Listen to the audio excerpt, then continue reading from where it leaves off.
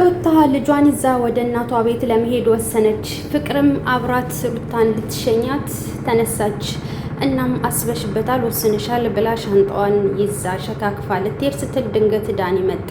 እናም ልጁ አባት አለው፣ ጠያቂ ያለው፣ ፈላጊ ያለው። ስለዚህ በጭራሽ አሁን አትሄጂም፣ እሱ ሳያውቅ ወዴት ነው የምትሄጁ ልጁን ይዘሽ? በፍጹም አይሆንም ብሎም ተከራከራት። ሩታም ማንም ምንም አያገባውም፣ የትም ብሄድ ለምንድን ነው የምትከታተሉኝ ብላም አለችው። ፍቅርም አባት የለውም፣ አንተ ምን ቤት ነህ? ስለዚህ እሷ የፈለገችውን የማድረግ መብት አላት ብላም ተከራከረችው።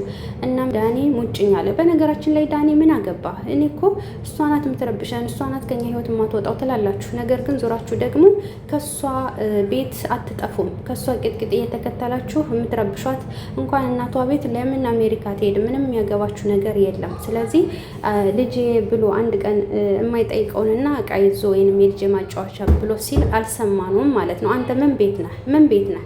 ምንም በማያገባ ነገር ጥልቅ ያልክ ሰዎችን አትረብሽ፣ ትኖርበት፣ ተዋት በቃ። እንዴ ደግሞ ትታሰራለች ብሎ ስትጠብቁ ነበር ብዙዎቻችሁ፣ ግን እስካሁን ድረስ አልታሰረችም። ለምን አልታሰረችም? ነፃ ስለሆነች ማለት ነው፣ ምንም አይነት ወንጀል ስላልሰራች። እና ሩታ ትታሰራለች ብላችሁ ዛሬ ሞቅ ደመቅ አድርጋችሁ ስጨፍሩ ያላችሁ በሙሉ ነፍስ ይማር። ላይክ ሰብ አድርጎ በአዲሱ ቻናል ላይቭ ላይ ነው ቶሎ ሽማሮቼ።